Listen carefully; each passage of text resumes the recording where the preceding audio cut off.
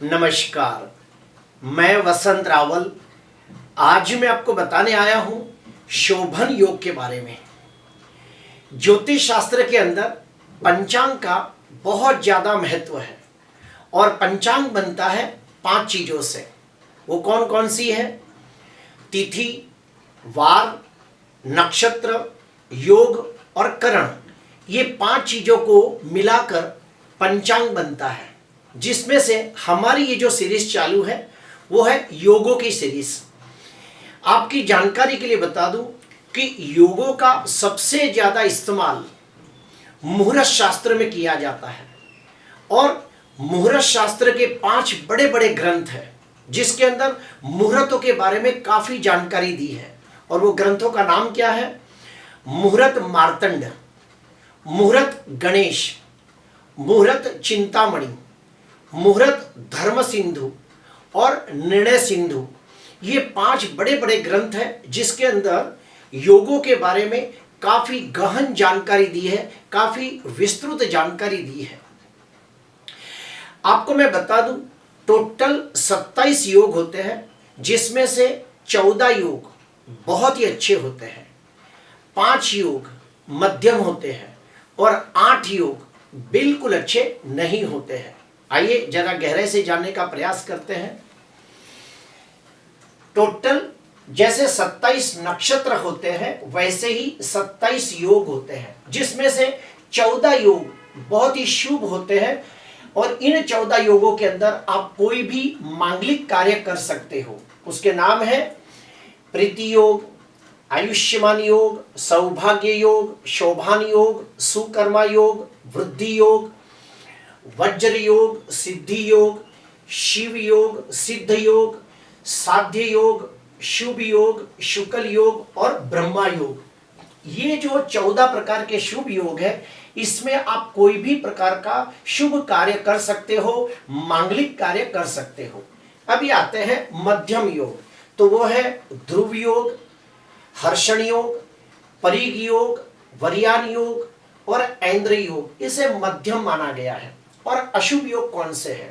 तो विषकुंभ योग, अतिगंड योग, ध्रुति योग, शूल योग, गंड योग, व्याघात योग, व्यतिपात योग और वैद्रुत योग। इन 8 योगों को बिल्कुल अच्छा नहीं माना गया है। अगर कोई बच्चा ये 8 अशुभ योग में पैदा होता है, तो पैदा होते ही 1 साल के अंदर उसकी शांति पूजा करने को कहा जाता है। और वो बच्चा जब 15 साल का हो जाता है, तो उस अशुभ योग की शांति पूजा फिर से करने को कहा जाता है। अगर मान लो कोई व्यक्ति इन दोषों की शांति पूजा न करे, तो उसका क्या बैड इफेक्ट होता है? पहला बैड इफेक्ट, वो बच्चा जन्म से लेके 8 वर्ष तक बार बार बीमार पड़ता है। उसका इम्यूनिटी पावर कमजोर होता है, फलस्वरूप बार बार वो बीमार पड़ता है। उसका दूसरा बैड इफेक्ट, 12 साल के बाद जैसे जैसे वो बच्चा आगे बढ़ता है, उसकी पढ़ाई के अंदर दिक्कतें आने लगती है और वो बच्चा बुद्धिमान, गुणवान, तेजस्वी, नॉलेजेबल, कैपेबल होने के बावजूद हायर एजुकेशन नहीं कर पाता। अर्थात ग्रेजुएशन के बाद उसे जो MBA करना चाहिए, CA करना चाहिए, LLB करना चाहिए, वो नहीं कर पाता। इंजीनियरिंग के बाद जो MTech करना चाहिए, वो नहीं कर पाता। इसीलिए मैं फिर से कहूँगा, जो बच्चों का ये 8 अशुभ योग में जन्म हुआ हो, जिसके ऊपर हमने राउंड मारा है, तो ये 8 अशुभ योग जो है, अगर उसके अंदर कोई बच्चे का जन्म हो जाता है, तो उसके पैदा होते ही 1 साल के अंदर और फिर 8 वर्ष 15 साल के अंदर उसकी दोबारा पूजा करनी चाहिए। अभी हम लोग जानेंगे कि जो भी व्यक्ति शोभान योग में पैदा हुआ होता है, पहले तो ये जानेंगे कि शोभान योग के अंदर कौन कौन से शुभ कार्य कर सकते हैं। तो सुनिए, शोभान योग के अंदर आप सगाई कर सकते हो, विवाह कर सकते हो, नए घर के अंदर गृह प्रवेश कर सकते हो। शोभान योग के अंदर आप नए व्यापार का शुभ आरंभ कर सकते हो। नई गाड़ी की खरीदी करनी हो तो शोभान योग को बहुत अच्छा माना गया है। शोभान योग के अंदर आप सोना, चांदी, हीरे, जवेरात, फार्म हाउस जैसी कोई भी अच्छी खरीदी आप कर सकते हो। अगर किसी से मित्रता करनी हो तो भी शोभन योग को बहुत अच्छा माना गया है। किसी से प्रेम का प्रस्ताव रखना हो तो भी शोभान योग को अच्छा माना गया है। राजनीति के अंदर इलेक्शन लड़ना हो तो भी शोभान योग को बहुत अच्छा माना गया है। विदेश यात्रा करनी हो तो आप शोभान योग जिस दिन हो, अगर उस दिन आप विदेश यात्रा के लिए निकले तो आपको बड़ा लाभ होता है। और शोभान योग के अंदर आप पूजा पाठ, होम हवन, यज्ञ, यात्रा, तीर्थ यात्रा, दान पुण्य जैसे कार्य करो तो उसका 3 गुना ज्यादा फल मिलता है, यह भी शास्त्रों में कहा गया है। शोभान योग का जो स्वामी ग्रह है वो है शुक्र, इसलिए जो भी व्यक्ति शोभान योग में पैदा होता है उसके पर शुक्र ग्रह का बहुत ज्यादा प्रभाव देखने को मिलता है। अभी हम लोग जानेंगे कि शोभान योग में जन्मे व्यक्तियों का स्वभाव कैसा होता है। तो सुनिए, जो भी व्यक्ति शोभान योग में पैदा होता है वो व्यक्ति को खाना पीना, घूमना फिरना, ऐशो आरामी भरा जीवन जीना उसे बहुत अच्छा लगता है। जो भी व्यक्ति शोभन योग में पैदा होता है ऐसे व्यक्तियों को सजना संवरना, टिप टॉप रहना, अप टू डेट रहना उसे बहुत अच्छा लगता है। जो भी व्यक्ति शोभान योग में पैदा होता है ऐसे व्यक्ति अत्यंत बुद्धिमान, गुणवान, तेजस्वी, चालाक, चतुर, होशियार होते हैं, बोलने में निपुण होते हैं, उनकी स्मरण शक्ति उत्तम कक्षा की होती है।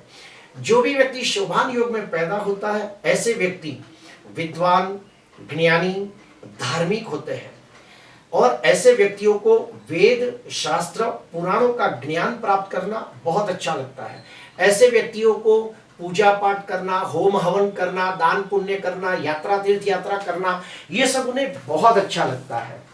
जो भी व्यक्ति शोभान योग में पैदा होता है ऐसे व्यक्ति स्वभाव से दयालु, उदार, सेवाभावी, परोपकारी होते हैं। ऐसे व्यक्तियों में और एक खास बात देखी है कि ऐसे व्यक्ति अपनी माता को बहुत ज्यादा प्रेम करते हैं और वो मातृभक्त होते हैं। ऐसे व्यक्ति चाहे तो इंजीनियरिंग क्षेत्र के अंदर जाए तो बड़ी नामना कमाते हैं। अगर ऐसे बच्चे साइंस में जाए तो रिसर्च के अंदर जाने से उन्हें बड़ा लाभ होता है। और ऐसे व्यक्तियों में और एक चीज देखी है कि अगर ये लोग आईटी फील्ड में जाए तो आईटी फील्ड के अंदर भी वो बहुत ऊंचाइयां प्राप्त करते हैं। अगर जो भी व्यक्ति शोभान योग में पैदा हुआ हो ऐसा कोई बच्चा अगर जन्म से ही कोई कला क्षेत्र के अध्ययन करे, कोई कला क्षेत्र को सीखे तो बड़ा होके वो एक अच्छा कलाकार बन सकता है। जैसे कि ऐसा व्यक्ति टीवी सीरियल में काम कर सकता है, फिल्म सिटी के अंदर एक्टर बन सकता है, नाटककार बन सकता है, फैशन डिजाइनर बन सकता है, मॉडलिंग में जा सकता है। ऐसा व्यक्ति एक अच्छा गीतकार, संगीतकार, डायरेक्टर, प्रोड्यूसर भी बन सकता है। अगर ऐसा व्यक्ति कोई वाजिंत्र वादक सीखना चाहता हो या वाजिंत्र वादक बनना चाहता हो तो भी अच्छा वाजिंत्र वादक बनता है, जैसे कि तबला वादक, गिटार वादक, ड्रम वादक, ऐसा कुछ भी वाजिंत्र वादक भी बनना चाहे तो भी वो अच्छा बन सकता है। जो भी व्यक्ति शोभान योग में पैदा होता है ऐसे व्यक्तियों का intuition power, six sense power बड़ा स्ट्रांग होता है। उन्हें भविष्य में घटने वाली घटनाओं के बारे में पहले से कुछ खास भास हो जाता है और वो ज्यादातर सही निकलता है। जो भी व्यक्ति शोभान योग में पैदा होता है ऐसे व्यक्ति दिखने में सुंदर होते हैं, आकर्षक व्यक्तित्व वाले होते हैं, अपनी अदाओं से लोगों का मन मोह लेते हैं, मित्रों के अंदर वो बहुत प्रिय होते हैं और विजातीय लोग उसके तरफ जल्दी आकर्षित हो जाते हैं, मोहित हो जाते हैं। जिसका भी शोभन योग में जन्म होता है ऐसे व्यक्ति हंसमुखे, मनमौजी, रोमांटिक स्वभाव के, शौकीन मिजाजी होते हैं। जिंदगी को जी भरकर जीने वाले लोग होते हैं और जिंदा दिल स्वभाव के लोग होते हैं। शोभान योग में जन्मे व्यक्तियों में और भी मैंने कुछ खास चीजें देखी है कि उनका अपने जीवन साथी के साथ हमेशा मनमुटाव और खिटपिट होता रहता है, यानी उनके वैवाहिक जीवन में थोड़ा असंतोष और थोड़ा बहुत कलेश देखा गया है। शोभान योग में जो भी व्यक्ति पैदा होता है उसमें और एक खास बात देखी गई है कि उनके जो संतान होते हैं वो संतान थोड़े असंस्कारी कहो या फिर कुछ बुरी आदतों में चले जाते हैं, उनको कोई बुरी आदतें लग जाती है या फिर कुछ वो ऐसा असामाजिक कार्य कर देते हैं जिसकी वजह से माँ बाप का मान हानि या बदनामी होता है। तो जिसका भी जन्म शोभान योग में हुआ हो यानी कि शोभन योग में हुआ हो उन लोगों को अपने बच्चों की कुंडली 10-12 साल की उम्र में ही किसी विद्वान ज्योतिषकार को दिखा देनी चाहिए और उसके कुंडली के जो नेगेटिव पॉइंट है उसका पूजा पाठ होम हवन करके उस नेगेटिव पॉइंटों को दबा देना चाहिए, ताकि बच्चे बड़े होकर कुछ गलत कार्य न करें और उसके वजह से माँ बाप का मान हानि न हो। ये बात को खास मैंने ऑब्जर्व किया है। प्रिय दर्शकों, अभी हम लोग और एक स्टेप अंदर जाएंगे कि जो भी व्यक्ति शोभन योग में पैदा होता है उसमें कुछ कमियां भी देखी गई है, और वो क्या कमियां है मैं आपको बताना चाहूंगा कि जो भी व्यक्ति शोभन योग में पैदा होता है ऐसे व्यक्ति अपने शौक को पूरा करने के लिए, अपने मौज शौक को पूरा करने के लिए कभी कभार जरूरत से ज्यादा धन खर्च कर देते हैं। ऐसे व्यक्ति मान सम्मान यश जस कीर्ति प्राप्त करने हेतु भी दुनिया में लोगों को दिखाने के लिए कि मैं कितना सुखी हूं या कितना पैसादार हूं, ये दिखाने के लिए भी काफी बार जरूरत से ज्यादा बेफिजूल में धन खर्च कर देते हैं। और उसमें खास बात देखिए है कि जिनका भी शोभन योग में जन्म होता है ऐसे व्यक्ति थोड़े जरूरत से ज्यादा ही रोमांटिक या फिर ये कहो वासनिक या लोलुप होते हैं, और कभी कभार वो विजातीय व्यक्तियों की तरफ जरूरत से ज्यादा ही वासनिक हो जाते हैं, जिसके वजह से उनके जीवन में उन्हें मान हानि या बदनामी का भी सामना करना पड़ता है। तो ऐसे व्यक्तियों को क्या करना चाहिए? तो जिसका भी शोभन योग में जन्म हो उनको अपनी कुंडली किसी विद्वान कर्मकांडी ब्राह्मण को या फिर ज्योतिषकार को दिखानी चाहिए, और कुंडली के जो कारक ग्रह होते हैं अर्थात लग्नेश, पंचमेश, भाग्येश, इन ग्रहों के रत्न धारण करने चाहिए। लेकिन याद रहे, लग्नेश, पंचमेश, भाग्येश नीच के न हो और 6वें, 8वें, 12वें भाव में न हो तो ही वो रत्न धारण करे।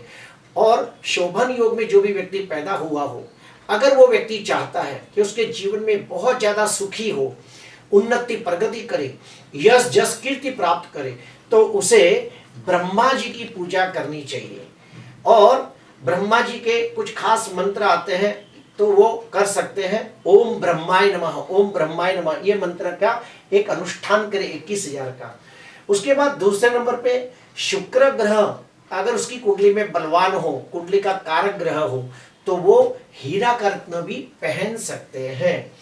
क्योंकि शुक्र कौन है? शुक्र है शुक्राचार्य। शुक्राचार्य कौन थे? राक्षसों के गुरु थे। तो शुक्राचार्य काफी विद्वान, ज्ञानी, कई विद्याओं के जानकार और प्रखर पंडित थे। तो जो शुक्राचार्य है ये शिव जी के बड़े भक्त थे। तो जिसका भी शोभन योग में जन्म हुआ हो, अगर वो व्यक्ति चाहता है कि उसके जीवन में और भी ज्यादा वो सुखी हो, समृद्ध हो, तो ऐसे व्यक्तियों को शुक्रवार के दिन शिव जी के मंदिर में जाके शिव जी का दूध और पानी से रुद्राभिषेक करना चाहिए। और रुद्राभिषेक करते समय लिंगाष्टकम, बिल्वाष्टकम, शिवाष्टकम, द्वाद ज्योतिर्लिंग स्तोत्रम, ऐसे सब मंत्र पढ़ते हुए शिव जी का अभिषेक करना चाहिए। तो उनके बच्चों को भी जो तकलीफ आने वाली है वो भी कम हो जाती है और उनके सुखों में भी बहुत ज्यादा वृद्धि होती है। आपको मैं फिर से एक बार कहूंगा कि टोटल 27 योग होते हैं, जिसमें शोभन योग को बहुत अच्छा माना गया है। कोई भी प्रकार का मांगलिक कार्य आप शोभन योग में कर सकते हो।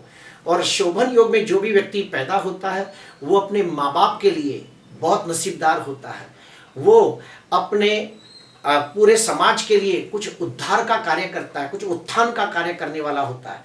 अगर कोई स्त्री शोभन योग में पैदा हुई हो तो वो अपने माँ बाप के लिए बड़ी भाग्यशाली होती है, और विवाह के बाद वो अपने पति के लिए भी बहुत ही भाग्यशाली होती है। जो भी स्त्री का जन्म शोभन योग में हुआ हो, अगर उसके नाम पे कोई जमीन जायदाद खरीदी जाए तो उसका भाव भी बहुत बढ़ता है और वो जमीन जायदाद बहुत ही लाभकारी होती है। प्रिय दर्शकों, आज मैंने आपको शोभन योग के बारे में काफी गहन जानकारी दी है। अगर आपको अच्छा लगा हो तो जरूर लाइक करना, सब्सक्राइब करना, और कोई भी कमेंट होगा, कोई भी आपके डाउट्स होगा तो मुझे पूछना, मैं जवाब देने का प्रयास करूंगा। नमस्कार।